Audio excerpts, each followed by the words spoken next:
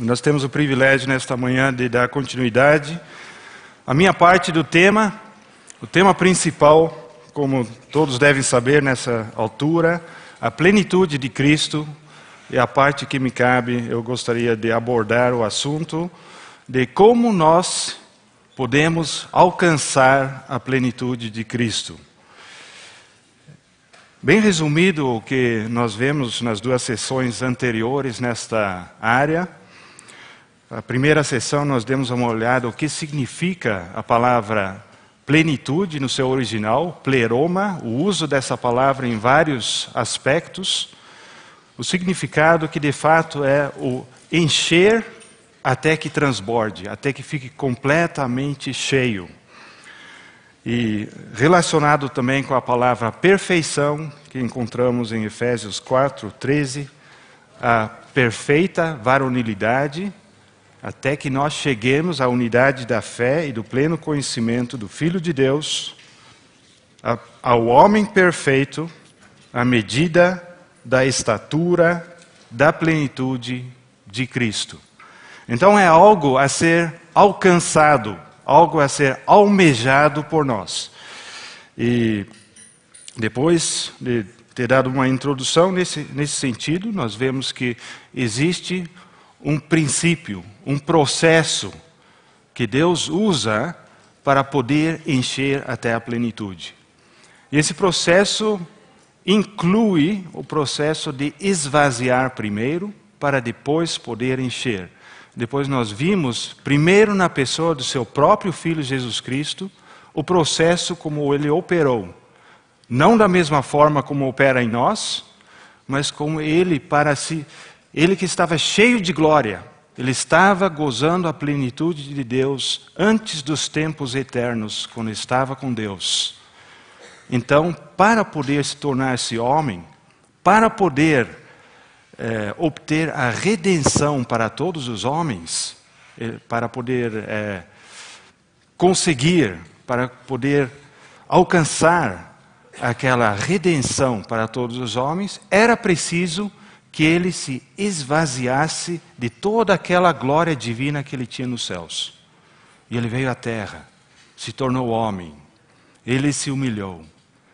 E se humilhou de tamanha maneira que ele foi obediente até a morte de cruz.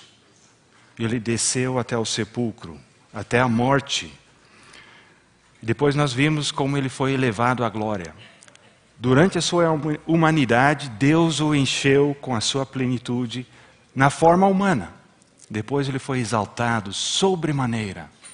E foi lá mais ou menos que nós paramos ontem e queremos continuar hoje. Eu gostaria de começar lendo Hebreus capítulo 2. Hebreus capítulo 2. Minha esposa me avisou que ontem era tantos versículos que nós lemos, procuramos ler juntos, que alguns não conseguiram mais acompanhar.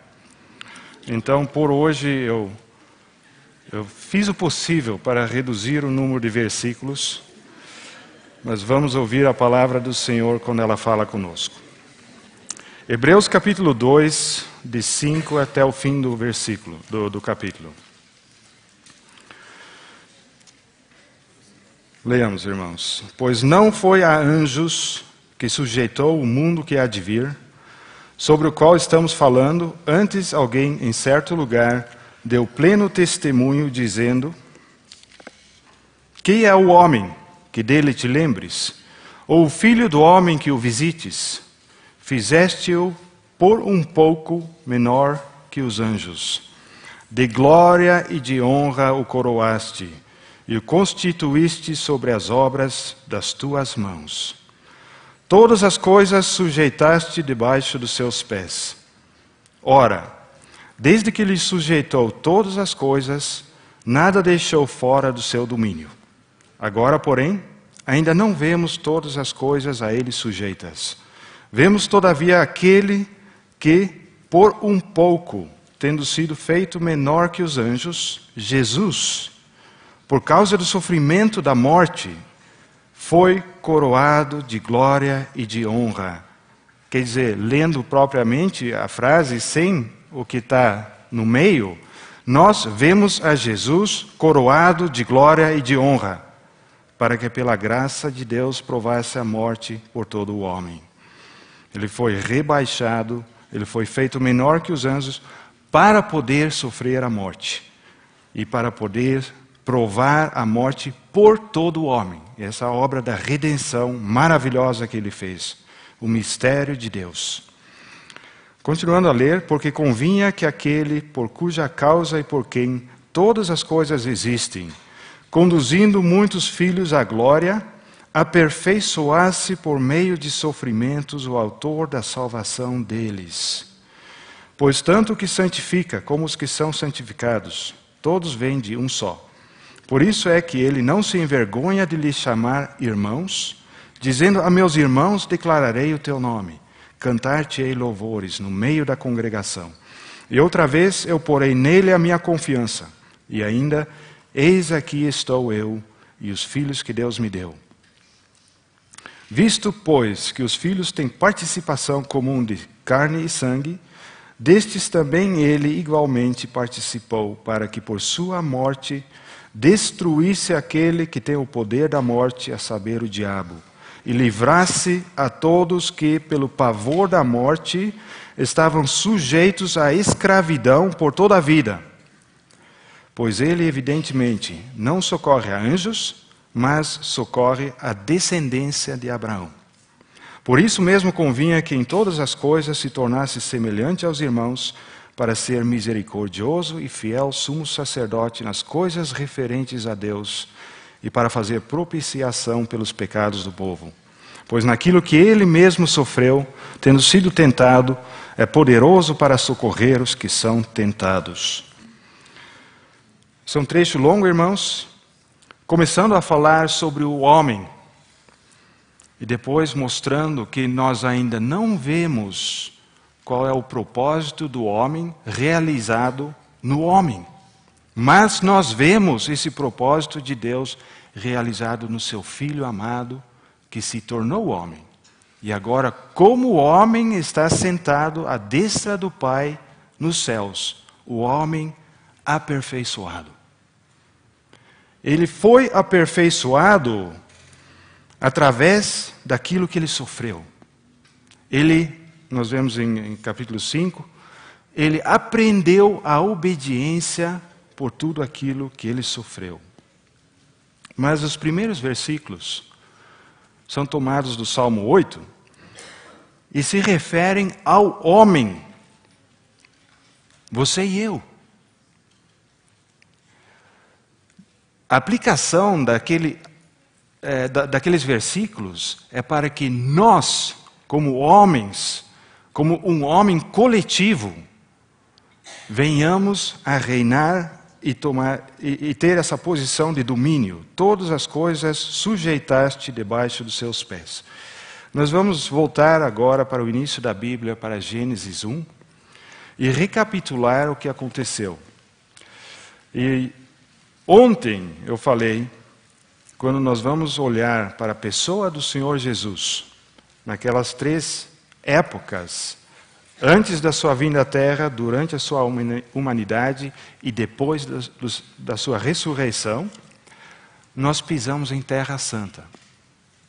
Falar sobre ele é algo que é quase maravilhoso demais para nós homens, falarmos da grandeza do Senhor Jesus Cristo. Agora, hoje o assunto, primeiramente, vai ser a corrupção do homem. E não é um assunto muito agradável a se tratar.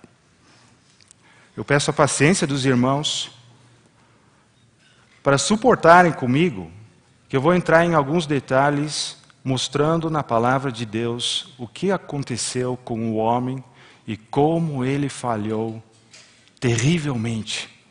Qual é a tragédia que aconteceu com o homem quando ele caiu. Porque é muito necessário para nós, irmãos, mesmo como cristãos, termos uma convicção profunda daquilo que Paulo diz em Romanos 7. Eu sei que em minha carne não habita bem nenhum, de forma alguma, nada de bom em você e em mim, tocando na nossa carne. no que se refere à nossa carne.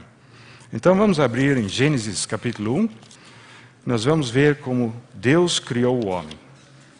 Versículos 26 a 29.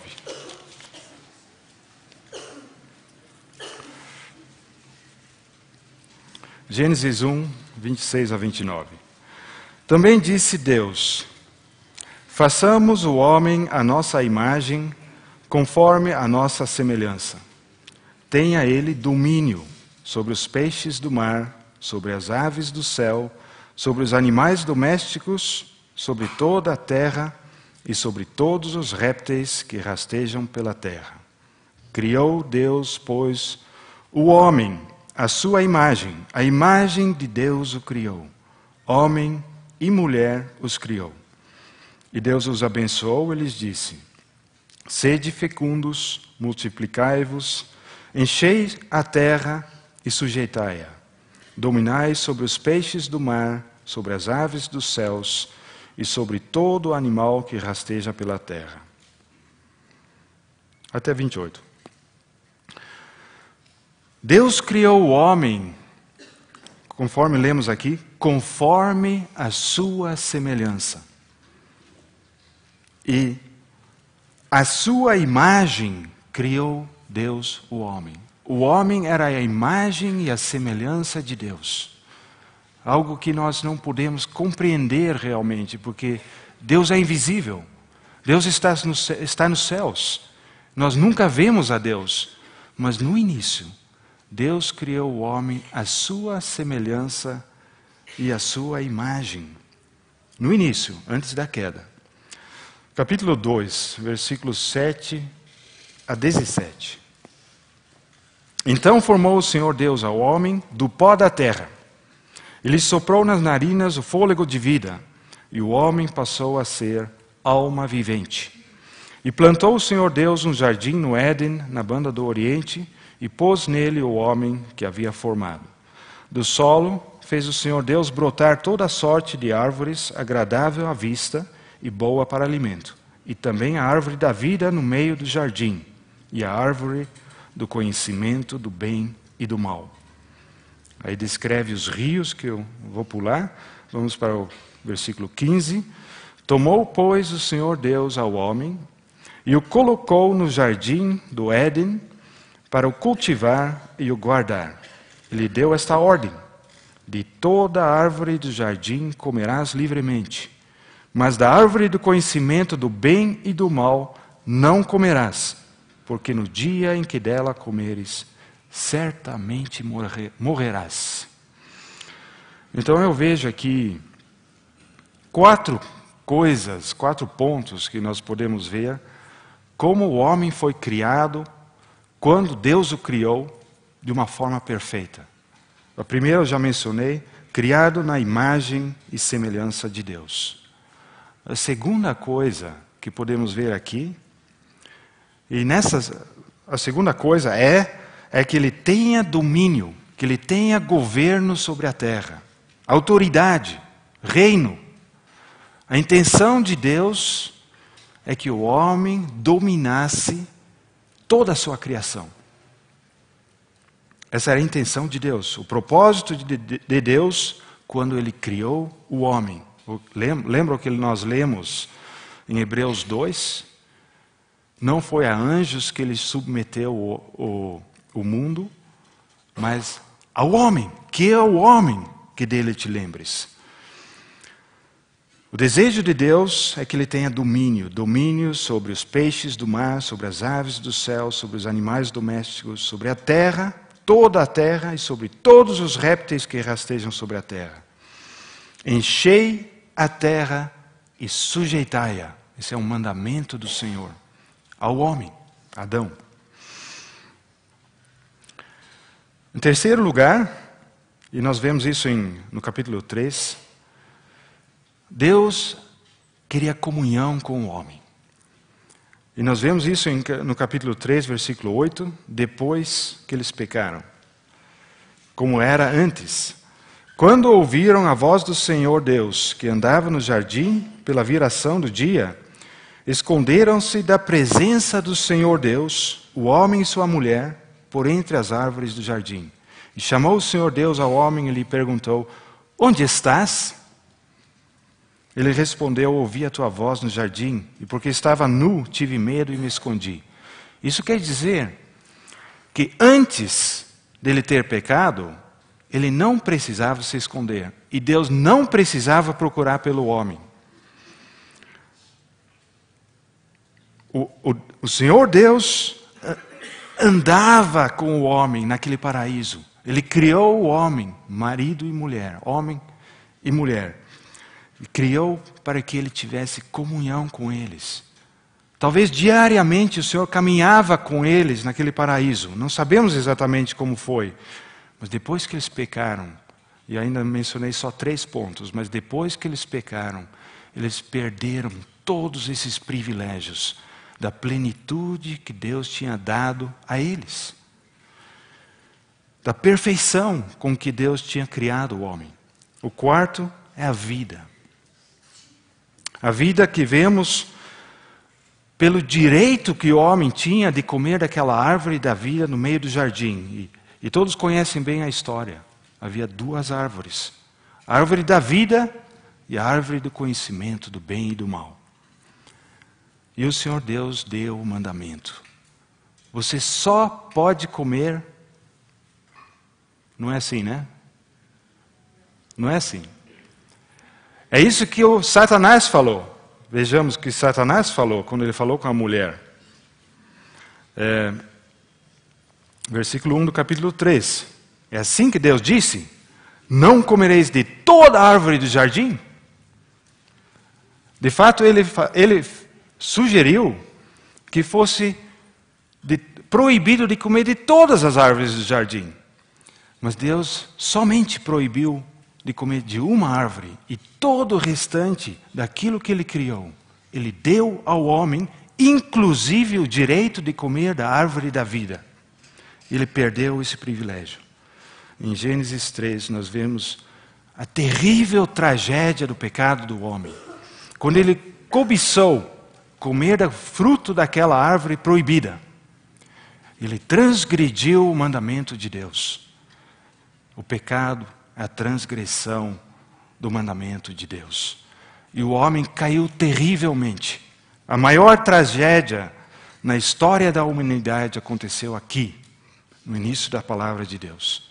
No início da história do homem. Versículo 19 do capítulo 3. Depois que o Senhor procurou por eles, depois que eles manifestaram o medo que eles tiveram depois que pecaram, quando eles tinham se escondido e se cobriram a sua nudez porque ficaram envergonhados por causa do seu pecado, então o Senhor começa a falar com eles. O que foi que vocês fizeram? Vocês comeram do fruto proibido?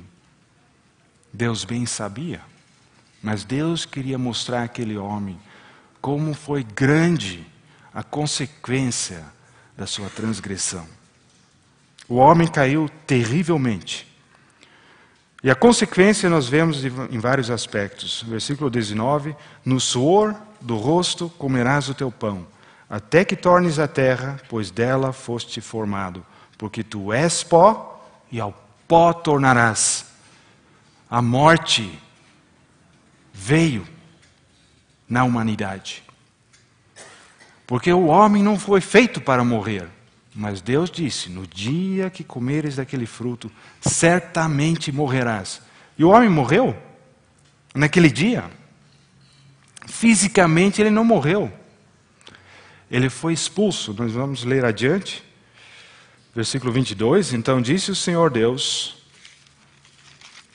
eis que o homem se tornou como um de nós, conhecedor do bem e do mal. Assim, para que não estenda a mão e coma, tome também da árvore da vida e coma e viva eternamente.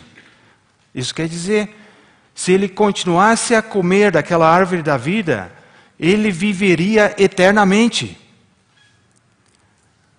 Mas para que ele não pudesse continuar a fazer isso, o Senhor Deus, por isso, versículo 23, o lançou fora do jardim do Éden, a fim de lavrar a terra de que fora tomado.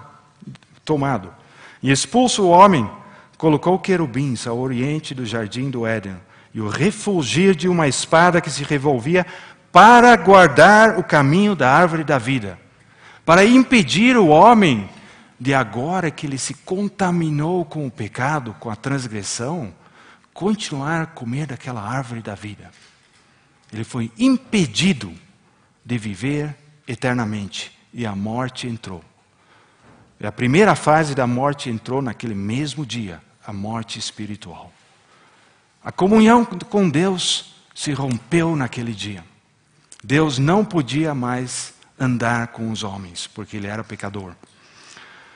O domínio sobre a terra, ele perdeu o domínio sobre a terra. Agora, no suor do rosto, ele teria que trabalhar. A terra ia produzir espinhos. Ele iria voltar ao pó da terra. Ele perdeu aquela imagem e semelhança de Deus. Ele não tinha mais aquele caráter de Deus com o qual Deus o criou. O pecado destruiu tudo aquilo.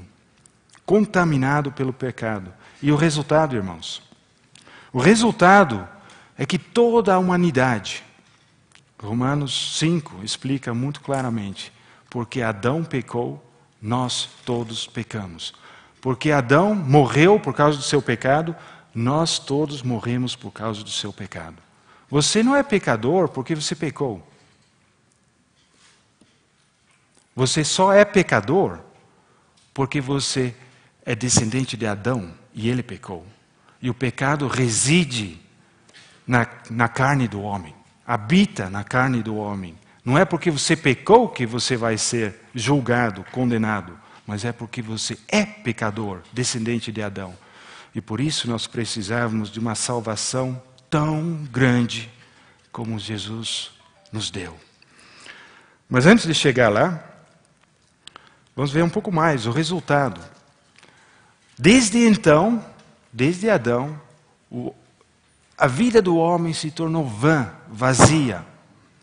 E eu tentei procurar a palavra portuguesa que melhor descreve o vazio do homem, e eu não encontrei. Em inglês é emptiness. E se alguém sabe uma palavra bem adequada para descrever isso, me ajude. A única coisa que eu pude pensar é que ele vive uma vida vã, uma vida vazia. Eclesiastes fala da vaidade do homem, tudo sem sentido. Não tem sentido.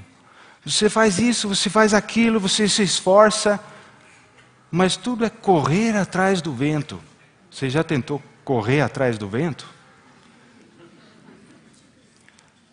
É como se fosse... Eu lembro de ter lido no gibi, quando eu era menino, que tinha aquele cachorrinho, aí tinha uma carretinha atrás, o cachorrinho estava puxando, tinha um menininho sentado naquela carretinha, aí ele tinha não um anzol, mas aquela vara que segura o anzol, como é que chama?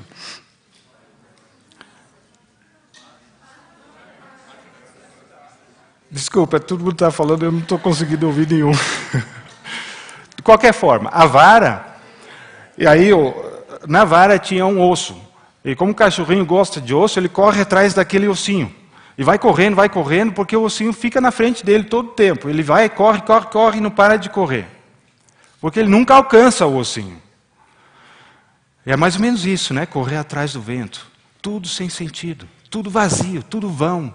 É um vácuo que entrou na humanidade, que só pode ser preenchido pelo próprio Deus. E nós vivemos na nossa humanidade, aquele vácuo. Essa é a realidade do homem natural, o homem sem Cristo. Gênesis, um pouquinho mais adiante, no capítulo 6, chegou a tal ponto que todo o gênero humano havia se corrupto de tal maneira que Deus se arrependeu de ter feito o homem. Gênesis 6, versículo 5. Viu o Senhor que a maldade do homem se havia multiplicado na terra e que era continuamente mal todo o desígnio do seu coração. Então se arrependeu o Senhor de ter feito o homem na terra e isso lhe pesou no coração. Versículo 11. A terra estava corrompida à vista de Deus e cheia de violência. Viu Deus a terra, e eis que estava corrompida, porque todo ser vivente havia corrompido seu caminho na terra. Então disse Deus a Noé: resolvi dar cabo de toda a carne, porque a terra está cheia da violência dos homens. Eis que os farei perecer juntamente com a terra. Irmãos, o homem se tornou vazio, totalmente vazio, porque aquilo que Deus tinha dado a ele, ele perdeu tudo. Tudo aquilo que fazia sentido na vida, ele perdeu com seu pecado, sua desobediência. Ao invés disso, ele se tornou cheio do pecado e das consequências do pecado. E em vez de encher o mundo, multiplicar e encher o mundo, encher a terra, ele encheu a terra de corrupção. Ele encheu a terra de tudo que era ruim, de violência, de coisas más, da consequência do pecado. E o homem se tornou cheio do que o pecado traz na sua vida. E ainda hoje, irmãos, a tal ponto que Deus decidiu: eu vou destruir a terra, vou destruir o homem. Somente Noé, nós conhecemos muito bem a história, somente Noé, sua esposa, 3 filhos e suas esposas. Somente 8 pessoas foram salvas daquele castigo severo de Deus sobre a corrupção do gênero humano. E Deus começou de novo, com eles. Uma família. Deus começou de novo. E nós sabemos que no decorrer da história, o resultado é a mesma coisa. E no fim dos tempos, quando na vinda do Filho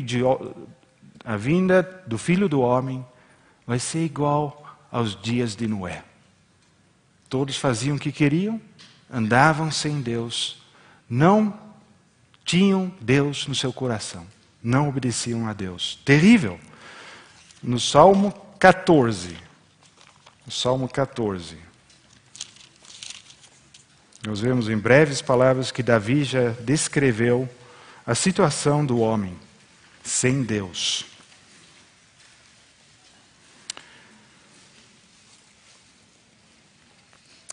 Os primeiros 3 versículos do Salmo 14, Salmo de Davi, diz o insensato no seu coração: não há Deus, não existe Deus.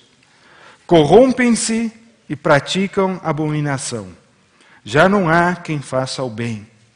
Do céu olha o Senhor para os filhos dos homens, para ver se há quem entenda, se há quem busque a Deus.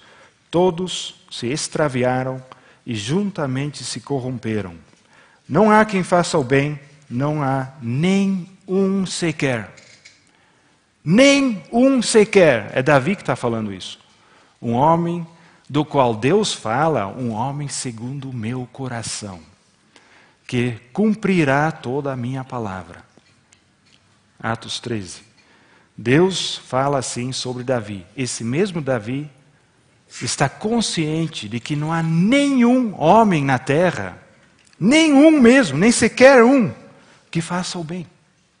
Não está no poder do homem fazer o bem.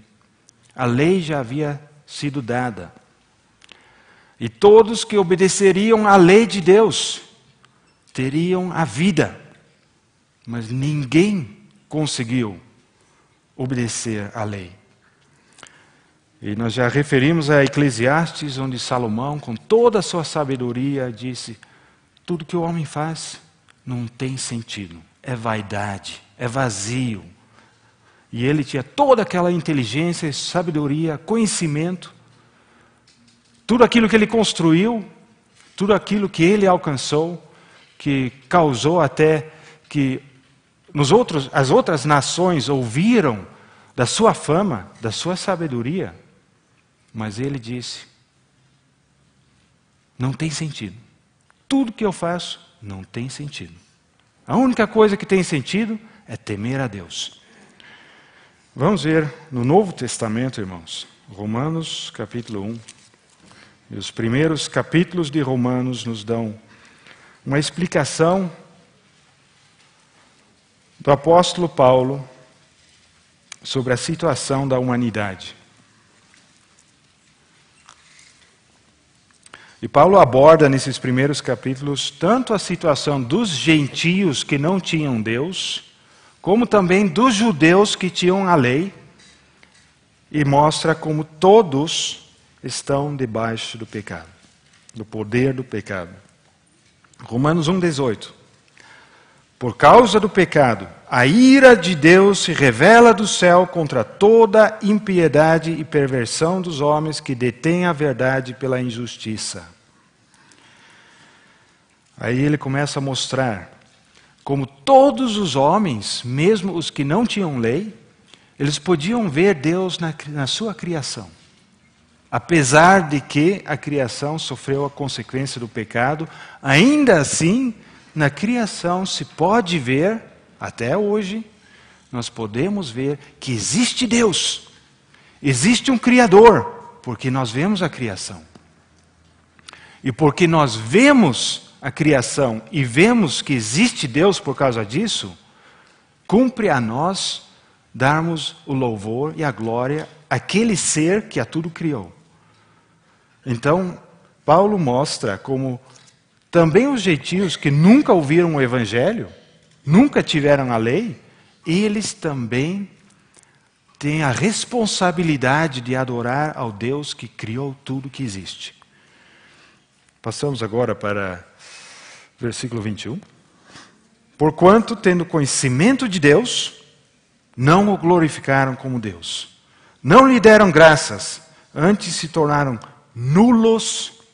Essa é uma palavra que poderia ser aquele vazio. Eles se tornaram nulos em seus próprios raciocínios, obscurecendo-se-lhes o coração insensato.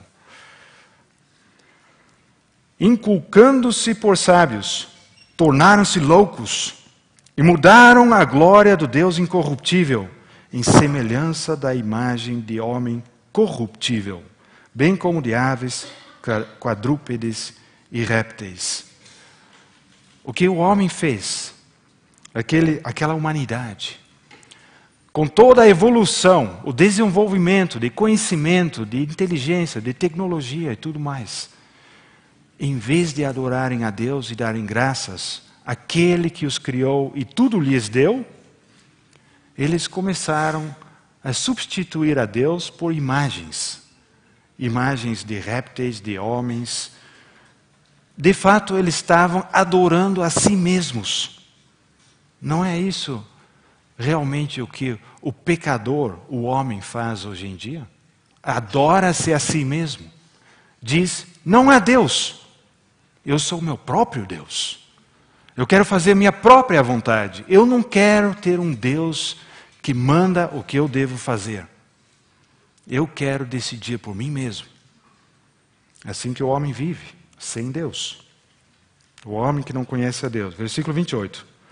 E por haverem desprezado o conhecimento de Deus, o próprio Deus os entregou a uma disposição mental reprovável, para praticarem coisas inconvenientes, cheios de toda injustiça, malícia, avareza e maldade, possuídos de inveja, homicídio, contenda, dolo e malignidade, sendo difamadores, caluniadores, aborrecidos de Deus, insolentes, soberbos, presunçosos, inventores de males, desobedientes aos pais. Uma das coisas que Paulo fala nos últimos dias, uma das coisas que ele fala, os homens serão desobedientes aos pais. Nós vemos isso por todo lado ao nosso redor.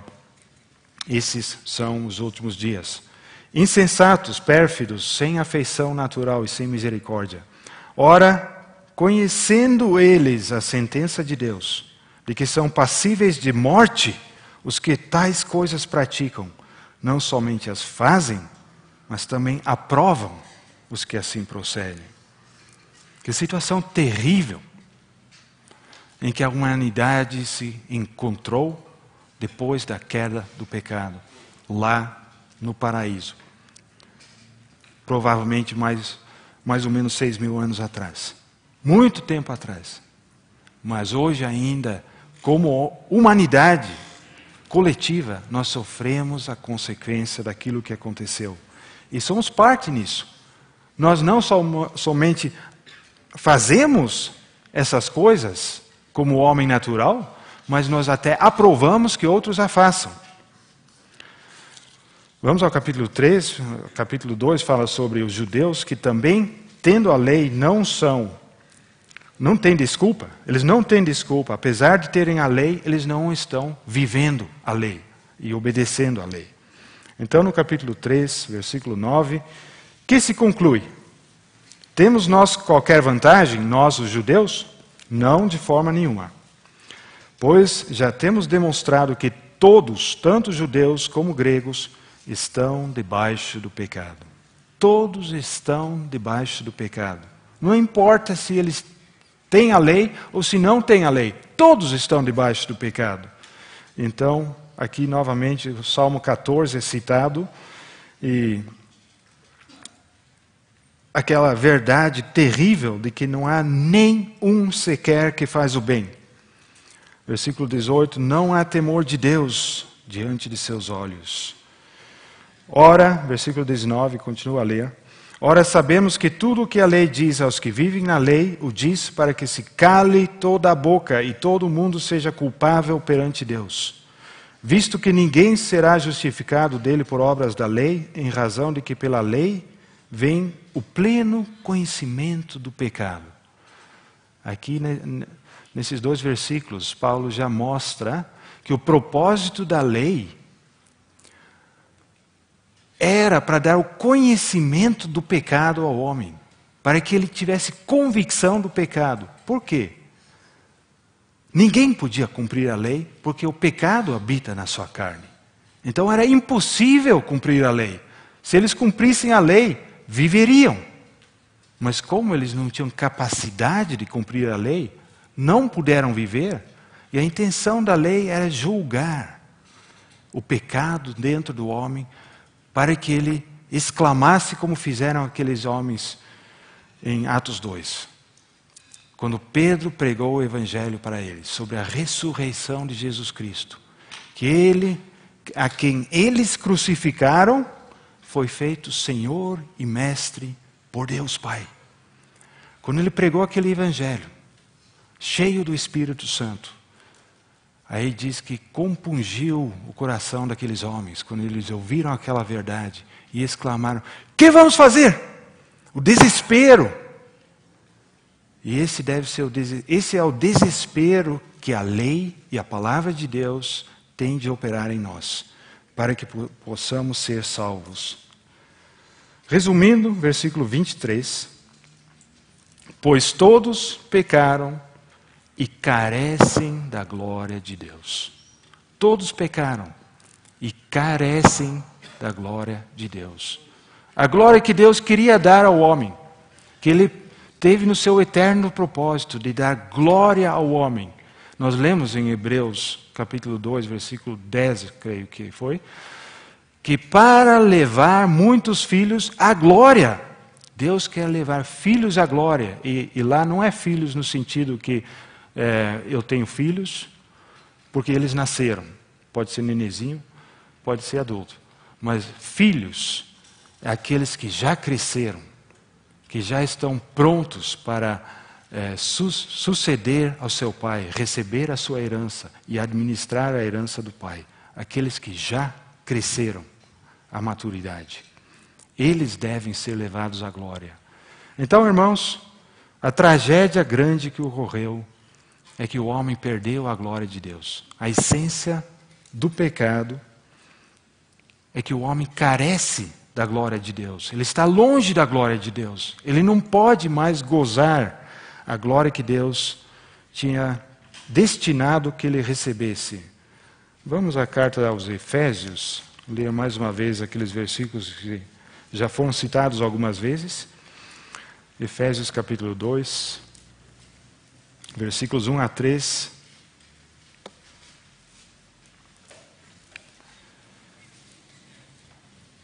E vamos dar graças a Deus, irmãos, por todos aqueles homens que, apesar do pecado residindo na sua carne, serviram a Deus, ouviram a Deus, obedeceram a Deus, na medida que eles podiam. E foram chamados de homens justos, mesmo no Antigo Testamento.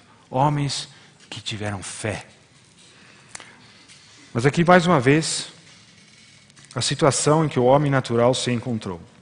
Ele vos deu vida, estando vos mortos nos vossos delitos e pecados. Que coisa, né? Nós estamos bem vivos como homens naturais, nós podemos viver fisicamente, nós estamos bem vivos, podemos nos movimentar, fazer muitas coisas, atividades. Mas Deus diz, vós estáveis mortos em delitos e pecados, afastados de Deus, nos quais andastes outrora, segundo o curso deste mundo, segundo o príncipe da potestade do ar, do espírito que agora atua nos filhos da desobediência, entre os quais também todos nós andamos outrora, segundo as inclinações da nossa carne, fazendo a vontade da carne e dos pensamentos, e éramos, por natureza, filhos da ira, como também os demais. Versículo 11. Portanto, lembrai-vos de que outrora vós, gentios na carne, chamados incircuncisão por aqueles que se intitulam circuncisos na carne, por mãos humanas, naquele tempo estáveis sem Cristo, separados da comunidade de Israel e estranhos às alianças da promessa, não tendo esperança e sem Deus no mundo. Paulo explica que os judeus, apesar de serem culpáveis diante de Deus, eles tinham uma vantagem muito grande, porque eles receberam a lei de Deus. Ele aqui está falando acerca dos gentios que não a tinham, mas que ouviram o evangelho de Jesus Cristo. E que, naquele tempo, antes de conhecerem o evangelho de Jesus Cristo, eles estavam sem Cristo, estavam sem Deus e estavam sem esperança nessa vida. Que situação terrível! A única coisa onde eles estavam destinados a ir era para o eterno castigo de Deus sobre o pecado do homem. Então, irmãos, tendo visto nesses trechos da palavra como foi grande a tragédia da perda de tudo aquilo que Deus deu no início e que o homem perdeu por causa da sua queda, e a distância enorme que se criou entre Deus e os homens, a sua plenitude e aquele vácuo na vida dos homens, queremos ver o propósito de Deus de restauração. Porque já lá no início, em Gênesis 3, Deus prometeu que da descendência da mulher sairia uma semente que iria pisar a cabeça da serpente. Já a primeira referência a Jesus Cristo, a semente da mulher, nascido aqui de mulher, como vemos ontem. Ele, Deus que se tornou homem, que veio para restaurar o propósito de Deus original que tinha se perdido. Mas Deus nunca deixa o seu propósito ser frustrado, nem pelo inimigo, a serpente, nem pelo pecado humano. Deus há de alcançar o seu propósito. E Ele o alcançou, nós lemos isso em Efésios 3, Ele o alcançou em Jesus Cristo. Deus prometeu muitas vezes a Adão e Eva, a Noé, Deus prometeu fazer uma aliança para eles de novo multiplicarem e encher a terra.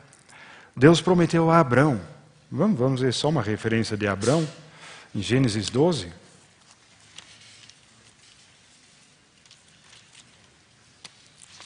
Gênesis 12. Versículo 3. Que grande bênção que Deus promete a Abraão. De ti farei uma grande nação, e te abençoarei, e te engrandecerei o nome. Sê tu uma bênção. Abençoarei os que te abençoarem e amaldiçoarei os que te amaldiçoarem. Em ti serão benditas todas as famílias da terra. Quer dizer, a extensão dessa promessa ia além da sua própria descendência carnal. Capítulo 17, mais uma vez. A aliança de Deus com Abraão. Aqui mudando o nome dele de Abrão para Abraão. Versículo 1. Ele tinha 99 anos e o Senhor lhe disse: Eu sou o Deus Todo-Poderoso. Anda na minha presença e sê perfeito. Que mandamento! Anda na minha presença e sê perfeito. Lembrando que Abrão ainda era, naquela época em que a lei ainda não havia sido dada, Deus fala para ele: seja perfeito. Como é que ele poderia ser perfeito? A única maneira para ele poder ser perfeito era crer na palavra do Senhor. E aqui nós temos a chave para a mudança do homem corrupto e perdido em pecados para o homem que vai alcançar o propósito de Deus para o homem. Vamos ler até o versículo 4. Farei uma aliança entre mim e te multiplicarei extraordinariamente. Prostrou-se Abraão, rosto em terra, e Deus lhe falou: quanto a mim, será contigo a minha aliança. Serás pai de numerosas nações. E nós sabemos, irmãos, que no Novo Testamento, Paulo explica que a verdadeira descendência de Abraão são aqueles que têm fé em Jesus Cristo. Eles são os verdadeiros descendentes de Abraão. Todos que creem em Jesus Cristo. Porque ele foi o pai da fé. E se nós crermos em Jesus Cristo, nós receberemos todas aquelas promessas que foram feitas e nos são dadas nele. O Senhor diz várias vezes na palavra que a terra há de se encher com a sua glória. Mas nós vemos que a corrupção do homem atingiu toda a criação. E Romanos 8 nos fala que toda a criação está gemendo, está sofrendo as consequências da morte, estão aguardando e olhando ansiosamente a manifestação dos filhos de Deus, aqueles que em Jesus Cristo alcançam a sua plenitude. Vamos ver ainda Deuteronômio 28. Só recapitulando as promessas que Deus fez já nos tempos antigos, mas referentes a algo que Deus queria fazer na sua restauração, que por final Ele executou na pessoa de Jesus Cristo. Mas nós vemos aqui a intenção de Deus em todos esses tempos. Deuteronômio 28, 12, falando ao seu povo de Israel. Esse capítulo 28 é muito interessante, o capítulo em que Moisés fala com o povo pouco antes deles irem entrar na terra de Canaã. E o capítulo é comprido. Eu não fiz o cálculo, irmãos, mas eu sei que mais ou menos 1/3 do capítulo, Moisés descreve da parte de Deus quais são as consequências se eles obedecerem à palavra do Senhor. Mas depois, 2/3 do capítulo, Moisés descreve pelo Senhor as consequências que eles sofrerão, certamente sofrerão, se desobedecerem à palavra do Senhor e não crerem nele. É interessante isso. Deus pede de nós fé e obediência à sua palavra. Mas se nós não obedecermos a ele, nós vamos sofrer as consequências que ele nos promete.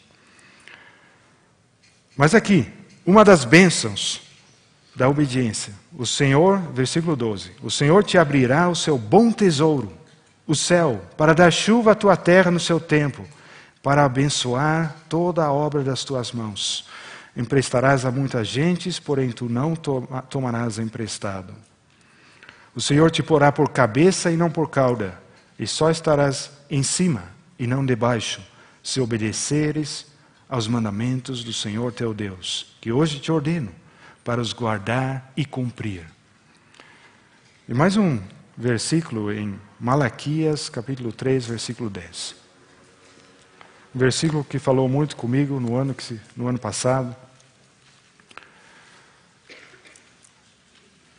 Nós sabemos que também o povo de Deus falhou terrivelmente nessa obediência a Ele.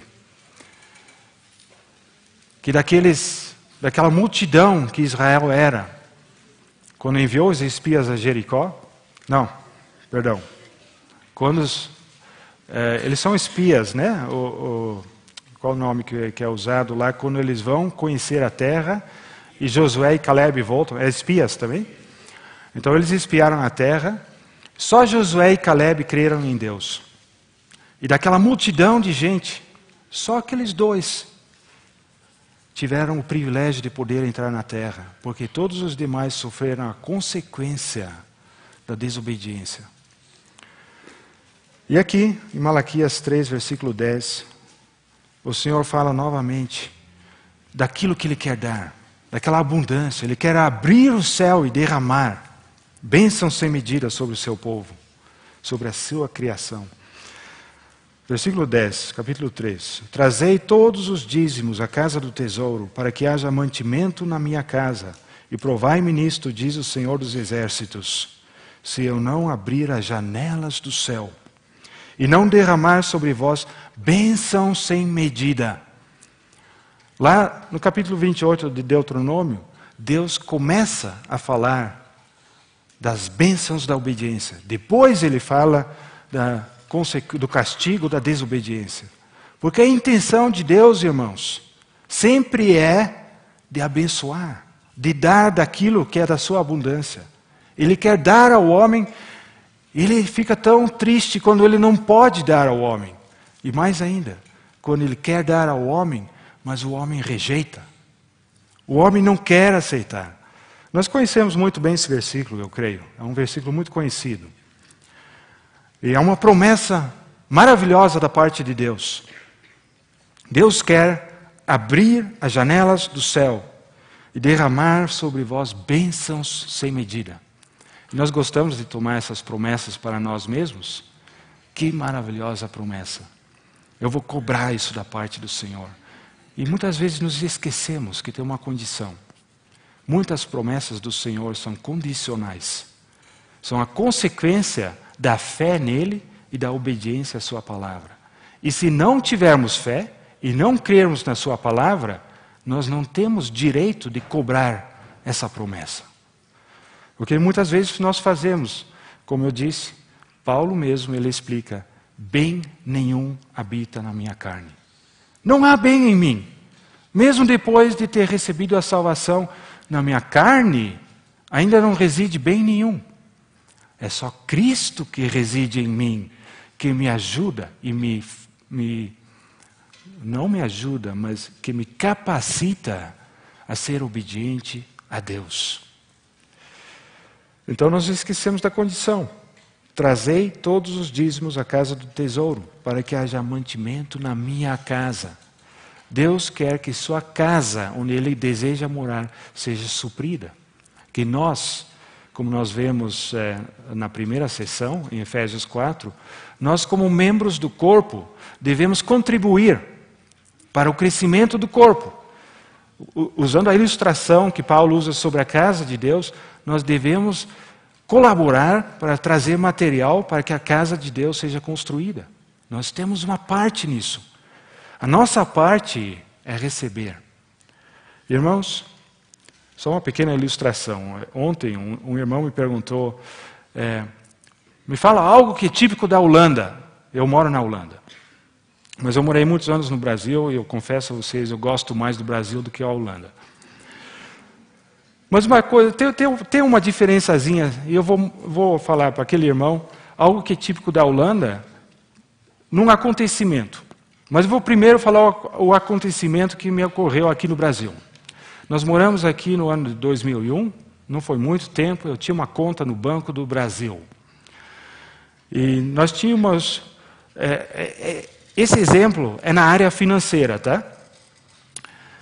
Para poder fazer as compras do dia a dia, de vez em quando eu precisava de um pouquinho de dinheiro. E eu tinha a conta lá na Holanda, então o que eu fazia, eu acho que eu pedia para alguém lá na Holanda, não lembro exatamente, para fazer uma transferência de uma soma de dinheiro para a minha conta aqui no Banco do Brasil, e assim eu poderia retirar. Naquela época, em Alfenas, não era possível retirar dinheiro da conta da Holanda. Eu tendo a conta no Banco do Brasil, eu estava esperando lá. Eu sabia que o irmão lá na Holanda, ele tinha transferido o dinheiro, mas o dinheiro não estava na conta.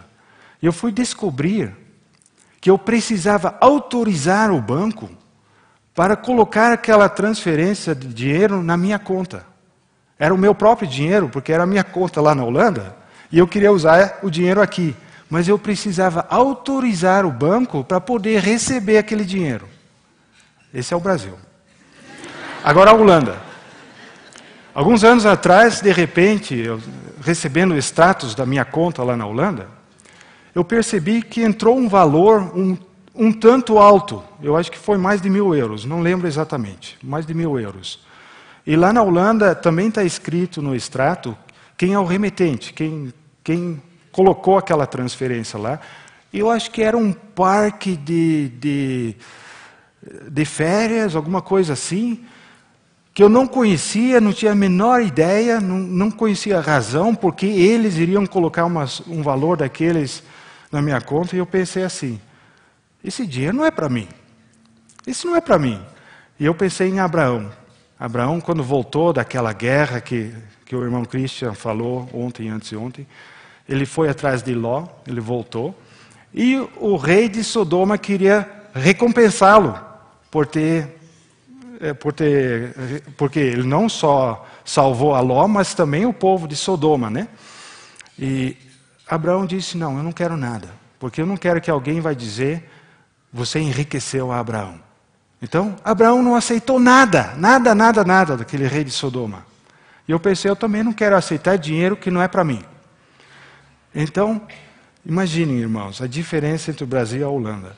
Eu precisei ir para o banco, pegar um formulário, explicar para eles que eu recebi um valor que não era para mim, eu precisava ir lá, preencher o formulário, autorizar o banco a devolver aquele dinheiro para aqueles que enviaram. Aqui no Brasil eu precisava autorizar para receber. Na Holanda eu precisava autorizar para devolver o dinheiro. A Holanda é típica, né? É bem diferente. E muitos, certamente, simplesmente gastariam o dinheiro e nada mais. Mas eu não quis. Eu creio, irmãos, que para o homem natural, a situação brasileira é mais realística do que a situação da Holanda nessa área financeira. Porque para nós recebermos o dom de Deus, e o que Paulo fala, graças a Deus pelo seu dom inefável, que é o seu próprio Filho. Deus amou ao mundo de tal maneira que deu o seu Filho unigênito, para que todo aquele que crê não pereça, mas tenha vida eterna. Nós precisamos autorizar o Senhor para nos dar aquela dádiva maravilhosa da salvação. E assim, irmãos, Deus quer nos abençoar ricamente, Deus quer nos encher, mas Ele não consegue nos encher se nosso coração está voltado para coisas deste mundo, coisas terrenas, coisas na área do pecado. E vamos ser sinceros, irmãos, nós temos tentações. O pecado habita na nossa carne, mas Cristo habita no nosso coração. Se recebemos o novo nascimento, nós somos capazes de fazer a vontade de Deus. Se nós caminharmos pela fé, se nós recebermos e abraçarmos a salvação. Não somente, como o irmão Luiz também já referiu hoje, a salvação é muito mais além do que a salvação inicial do novo nascimento. O primeiro passo, o primeiro degrau, aquele é o mais importante para começarmos uma caminhada com Deus. Mas Deus quer levar muitos filhos à glória. Ele quer encher a sua casa, Ele quer encher o seu povo. E, pela vontade de Deus, amanhã queremos continuar a ver um pouco mais sobre isso, sobre o método que Deus usa para nos esvaziar e nos encher não somente antes de sermos cristãos, mas Deus continua com esse princípio depois que nós já cremos nele, a fim de que nós cresçamos e alcancemos aquela plenitude de Cristo, não somente individuais, mas juntos como irmãos, participantes da sua igreja. Que o Senhor nos abençoe. Vamos concluir com uma oração, irmãos. Senhor nosso Deus e Pai, como é maravilhoso o que Tu fizeste para conosco. Como é maravilhoso pensar naquele propósito eterno que Tu tiveste antes que nós existíssemos, antes de haver homem na terra. Senhor, Teu propósito não tem fim. Tu não desististe daquele propósito quando o homem caiu terrivelmente em pecado. Te agradecemos, Senhor, pela restauração, pela salvação obtida pelo nosso Senhor Jesus Cristo.